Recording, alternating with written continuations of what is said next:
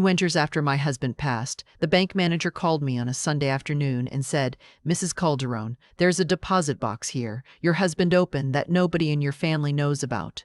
Please come in alone, and please don't mention this to anyone you're related to."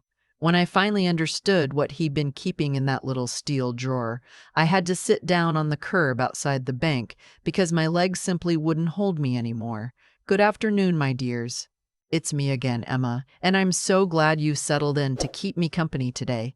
If this story moves you even a little, please tap that like button, stay with me all the way to the end, and tell me in the comments which town or city you're listening from. It does my heart good to see how far these stories travel. For 41 years, I was married to a man named Henry. He repaired heating and cooling systems for a living, drove the same gray van until the floorboards rusted through, and he was, without exaggeration, the most predictable man I have ever known. Henry ate 2 eggs every morning. He read the newspaper back to front. He kept his receipts in a shoebox labeled by month, and on the first Saturday of every spring, he climbed onto the roof to clean the gutters whether they needed it or not. We raised 3 children in a brick house outside Harrisburg, Pennsylvania, and when arthritis finally slowed his hands, he taught a class at the community college on weekends, showing young men how to wire a furnace without burning the house down. When Henry died, it was a Tuesday, and it was his heart, and it was fast.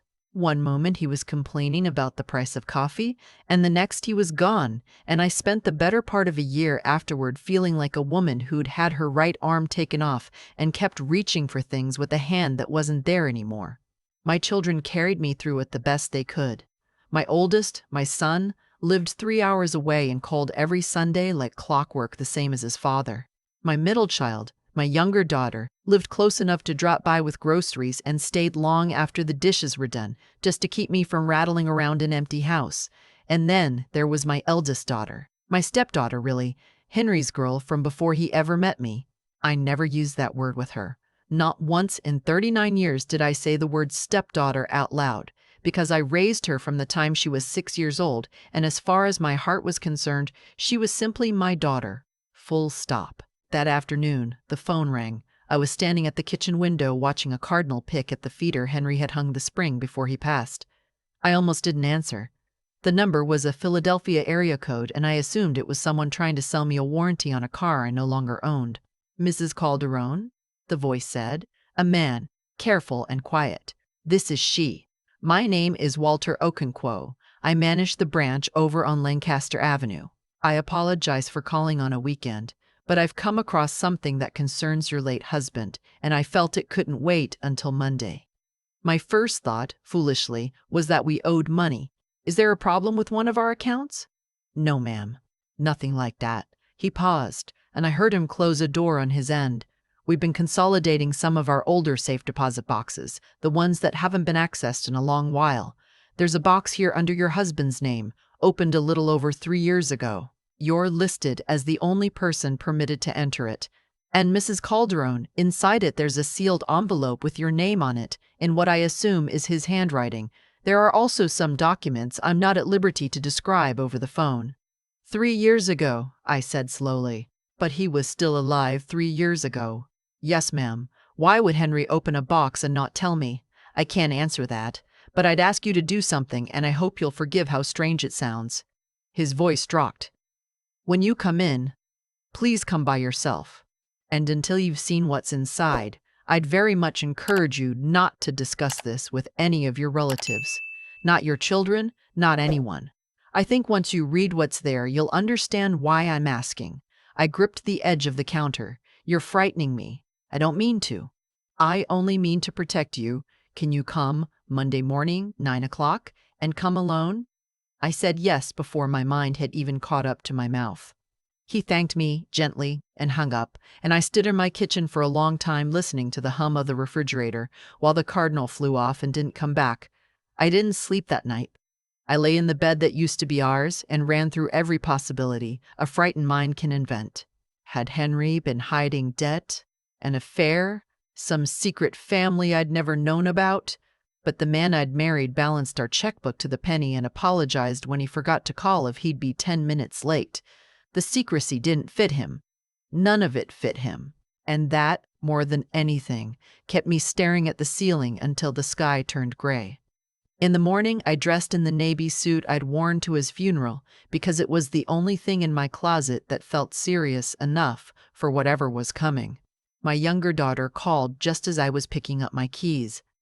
"Mom, you want company today? I can take the morning off." "No, sweetheart," I said, and the lie came out smooth as cream and shamed me for it. "I've just got a dentist thing. Nothing exciting." "You sure? You sound tired." "I'm fine. I love you. I'll call you tonight." I hung up before she could hear the catch in my voice. The bank was a 40-minute drive into the city.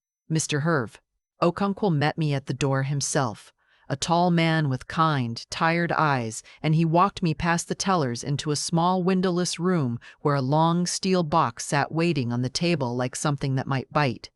He set the envelope in front of me first. The paper had gone faintly yellow, and the moment I saw the handwriting my breath left me because it was Henry's, but Henry's hand from near the end, cramped and shaky from the arthritis that had finally won. On the front he'd written, "For my wife. To be opened only if they come after her." "If they come after me," I read aloud, and my voice didn't sound like my own. "Mr. Okonkwo, what does that mean? Who would come after me?" He sat down across from me and folded his hands. "Mrs. Zinderfeld. Calderon, before you open that, there's something you need to know, because I only learned it myself this morning when I looked closer at the file. Last week, our legal department received a subpoena for these records. Your stepdaughter and your son have filed a lawsuit. They're contesting your husband's will. They're claiming you exercised what the papers call undue influence over him in his final years, and that you concealed assets from the estate." The room went sideways. My son, my eldest daughter, the two children I would have walked into traffic for. "That can't be right," I whispered. "I'm afraid the documents are real. I've seen the filing. And from the look of this envelope, I believe your husband knew this day might come." My hands were shaking too hard to break the seal, so he opened it for me with a letter knife and pressed it back into my palm.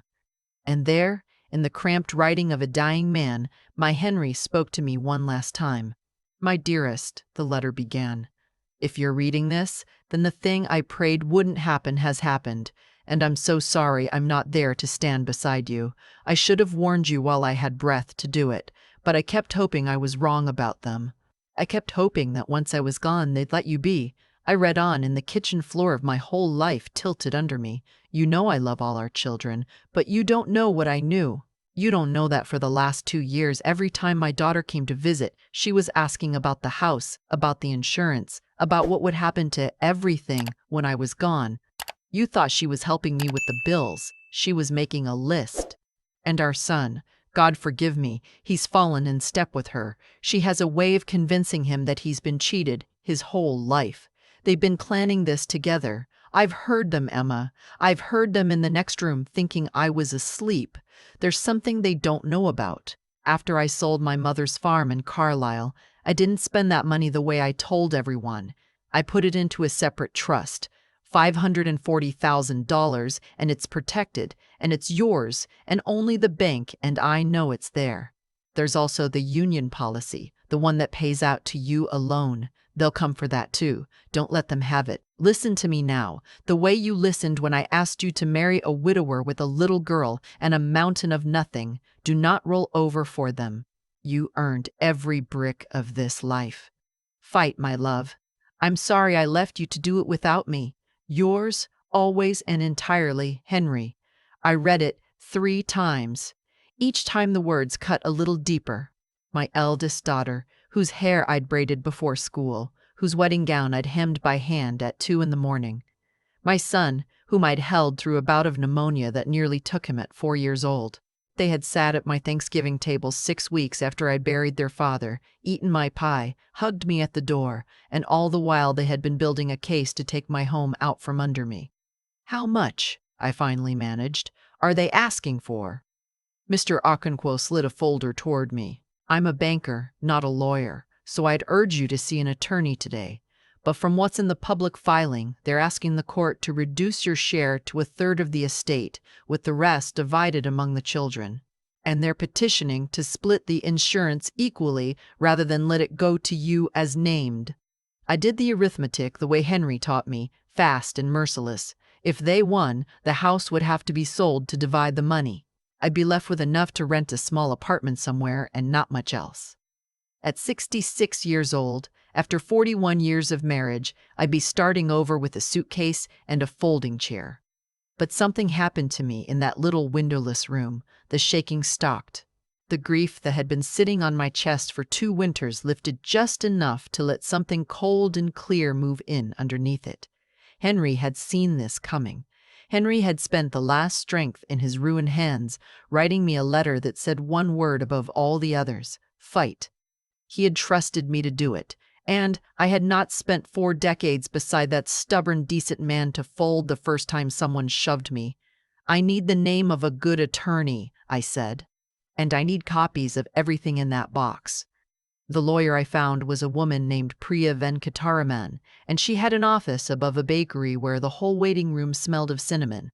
She was perhaps 50, soft-spoken, with reading glasses pushed up into her hair, and when I laid Henry's letter on her desk, along with the trust documents the bank had given me, she read it twice, without saying a word.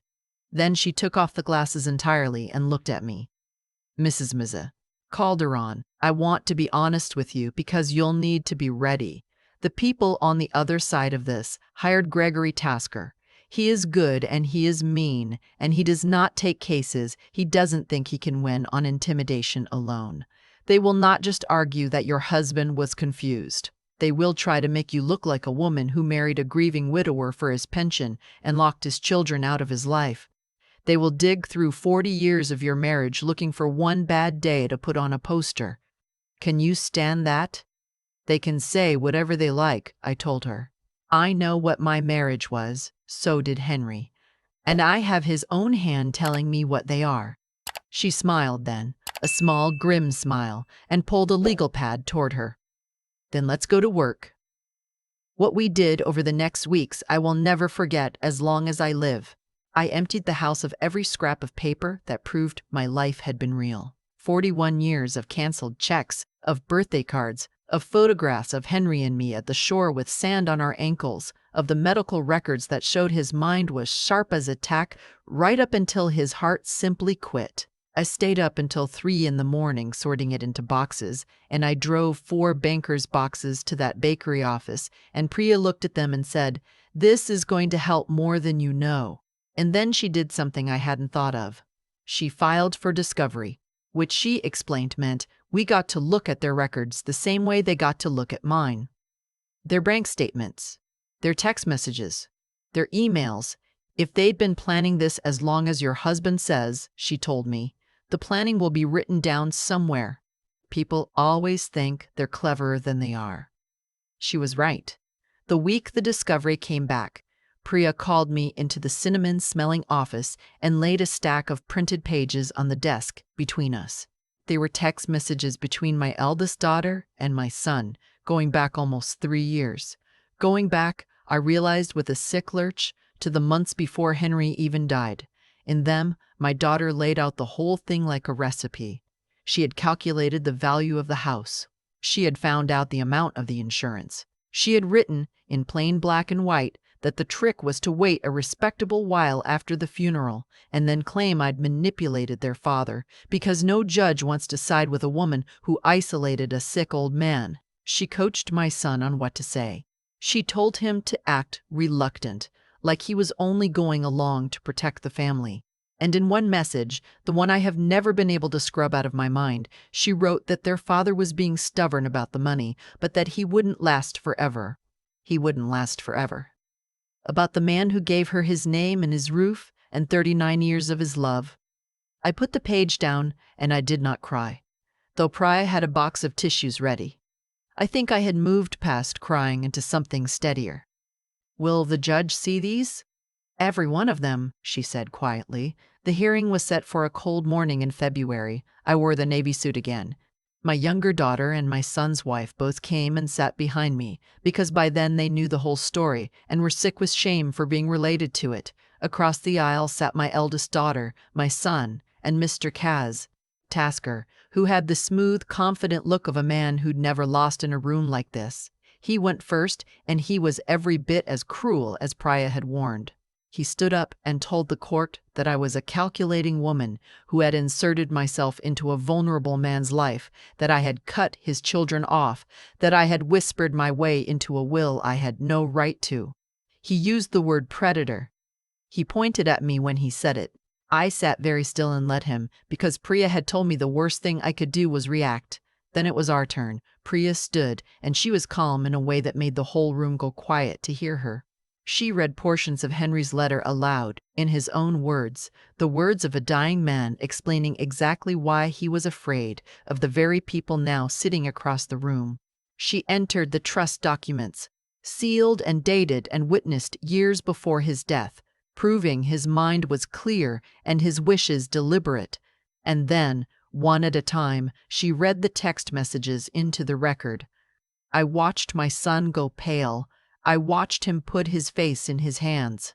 My eldest daughter sat frozen, her jaw tight, her eyes fixed on a spot on the wall, and I thought, in a small broken corner of my heart, that she looked exactly the way she had as a 6-year-old girl, being told no. The judge was a woman with silver hair and a flat, unhurried way of speaking, and when she had heard it all, she took off her glasses and set them on the bench and let the silence stretch until it was almost unbearable. I have been doing this work for a long time, she said. I have watched grief do terrible things to good families, but what I am looking at this morning is not grief. It is a plan that by the dates on these messages was set in motion before this woman's husband had even passed away.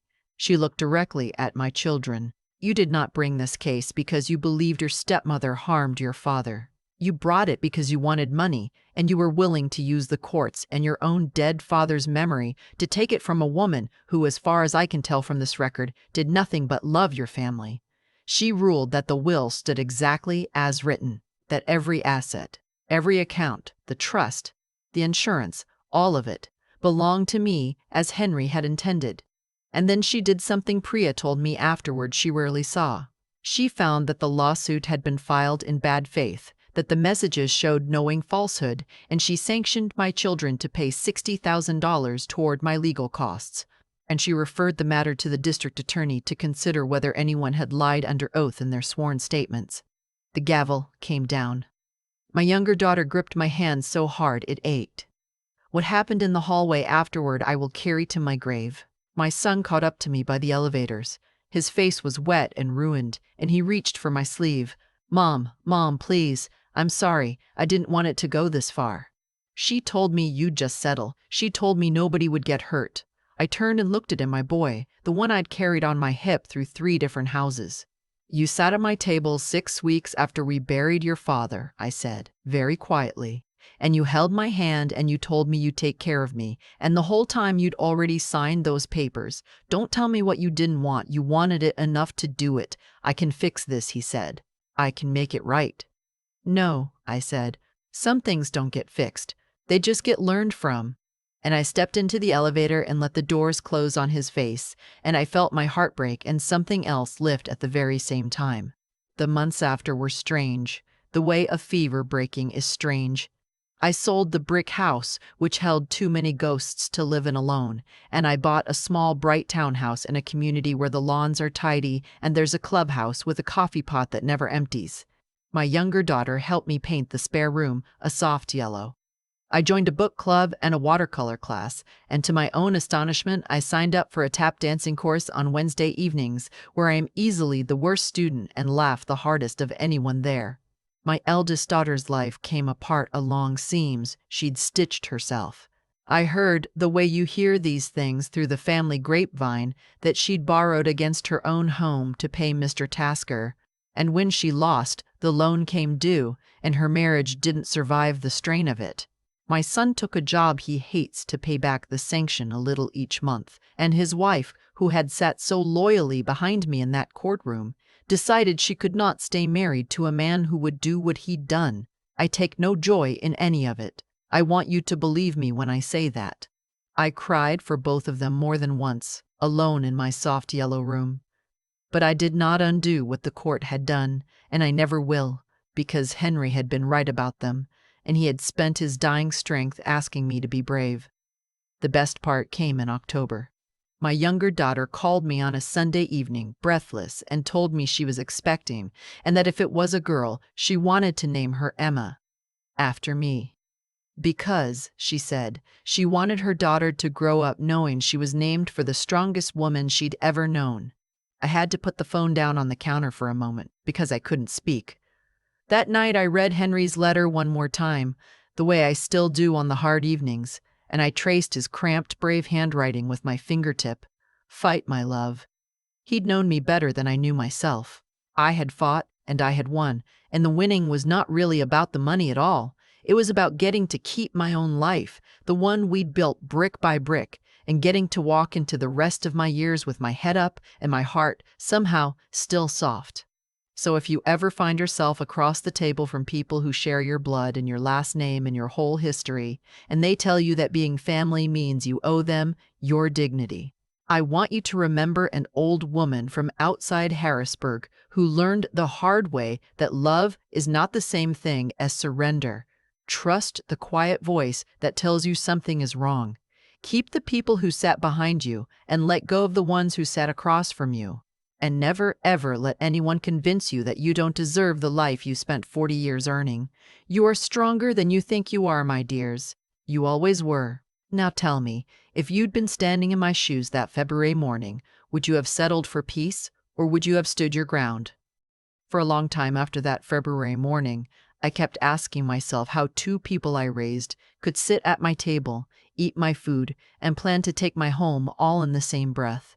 And the answer I finally came to wasn't about money at all. It was about the small choices nobody sees. My eldest daughter didn't wake up one day and decide to ruin a widow. She let one resentment go unspoken, then another, then 100, until the resentment was bigger than the love, and by then she couldn't tell the difference anymore. My son didn't set out to betray his mother. He just kept choosing the easy story, the one where he was owed something because it hurt less than the true one. That's how a good person becomes a stranger, not all at once. One quiet surrender at a time. What saved me wasn't luck. Henry saw clearly what I refused to see, and he had the steadiness to act on it while there was still time, opening that box, writing that letter with hands that could barely hold a pen. He gave me a map before I knew I'd be lost, and when the moment came, I had to find the same clear eyes in myself. I had to stop telling myself the comfortable lie that they'd come around and look at the text messages for what they plainly were. Seeing the truth when it breaks your heart is its own kind of strength, and I think it's the rarest one we have. But seeing it wasn't enough. I still had to do something with it. I had to stay up until 3 in the morning sorting boxes, when every bone in my body wanted to crawl into bed and give up. I had to sit still while a stranger pointed at me in a courtroom and called me a predator, and not flinch, because flinching was what he wanted. That kind of endurance isn't loud. It's just the willingness to do the next hard thing, and then the one after that, long past the point where it feels good. And underneath all of it, the thing I never let go of was knowing the difference between what's mine and what isn't. I never once considered taking a dollar that wasn't earned, and I never once agreed to give up a dollar that was. That line, held steady, is what a person's character really is, not being nice, not keeping the peace at any cost, knowing where you end and where someone else's greed begins, and standing exactly there.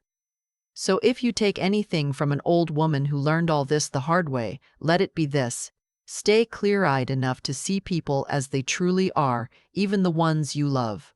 Stay strong enough to act on what you see, even when it costs you, and stay decent enough that when it's over, you can look in the mirror and know you took nothing that wasn't yours and surrendered nothing that was. The peace I have now, in my little yellow room, was bought with all 3.